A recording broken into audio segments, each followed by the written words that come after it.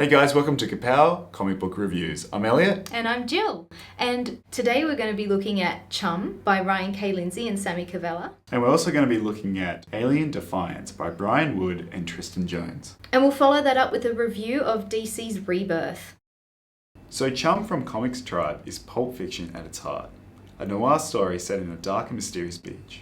We're introduced by this world by Summer, a local that tends bar by the beach and seems to be caught up in many sordid affairs. Felt that Ryan K Lindsay's writing was a little presumptuous to start with, but as the story progressed, it definitely alludes to a deeper plot. The art by Sammy Cavella is strong. His dark inks, teamed with the soft and muted colours by Mark Dale, give the story a chilled-out beach vibe.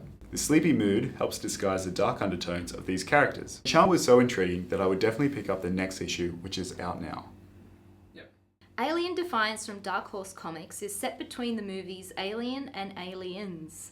We follow Zula Hendricks, a rookie colonial marine that goes AWOL to defend the Earth against xenomorphs. 80s sci-fi action thrillers are my jam, so I was pretty excited to read Alien Defiance. It gives us another angle to the alien story and the deception that the main characters have to work through while trying to survive and save the planet. Firstly, Tristan Jones absolutely kills it on the art in this book. The detailing is incredible, which is so important to sci-fi stories and setting the atmosphere. His xenomorphs are truly awesome and frightening. The writing by Brian Wood is impeccable. It's filled with details and jargon, but is in no way heavy or hard to process. It doesn't bore the reader and really hooks you into the story with the right amount of creepy suspense. Alien Defiance is perfect for those that love the Alien franchise, but don't think it's really giving us anything new. It's definitely well crafted, and the hook at the end will likely bring you back for more. If you're over Alien or not a fan, this is probably not the book for you. But if you are a fan, issue 2 is available now. And for our final review, DC's Rebirth. Jill, what do you think? Okay, so I wasn't entirely happy with the New 52 when that kicked off because a lot of my favourite stuff was retconned. And whilst some of the Batman things stayed the same, the characters were still de-aged and it didn't quite fit with what was happening before that whole reboot. But Rebirth, I thought this was going to be another one of these money grab schemes, like New 52. Nothing actually new, just another reboot.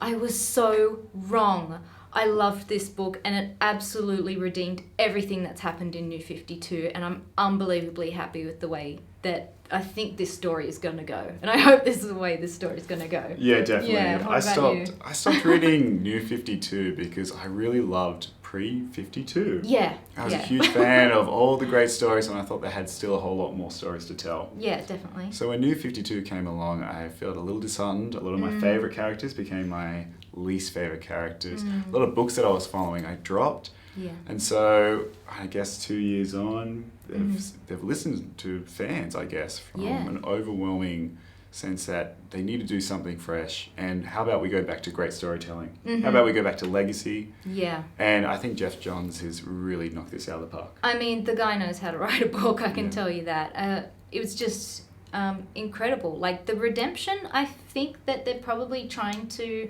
bring forward from New 52 is quite evident. New 52 was set up to essentially bring in new readership, but I feel like in doing that they left a lot of the long-term readers out in the cold. If you're a long-term reader, definitely pick up Rebirth because this is bringing everything back. We're introduced to the story through the eyes of Wally West, and it is essentially Wally West pre-New 52 at the Flashpoint. Exactly. He is trying to make his way out of the Speed Force to get word to Batman that maybe not everything is as it seems. And there is a bit of a twist at the end, which I won't go into, but it seems to be that they're merging different universes, I guess you call it. I guess so, yeah. I mean, it's a pretty big spoiler, and I think if you haven't read the book, I would not want to give it away because it really is, I think, the linchpin in this whole story. Definitely. Is that what you're going to see at the end is going to blow the whole universe out of the water.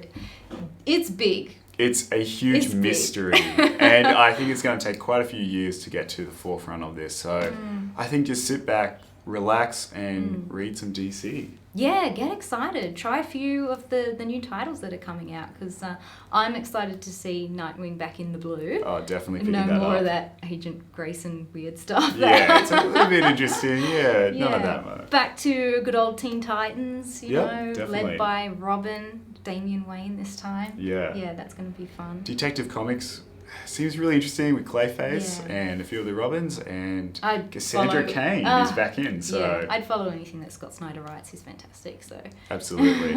And for me, I'm going to be picking up Superman because Okay. the way the new Superman was introduced, I feel like there's still a little questions a lot, and I don't know if he's from the old 52 or he's from a parallel world. I Okay. don't even know what world we're on anymore. no, there's a lot of questions at the end of this book. But Yeah. Overall, it's going to be quite an exciting time, I think. Yeah, definitely great for a DC fan. So that was our review on DC Rebirth. We'd love to know what you think, so please leave us some comments below. Yeah, and don't forget to subscribe.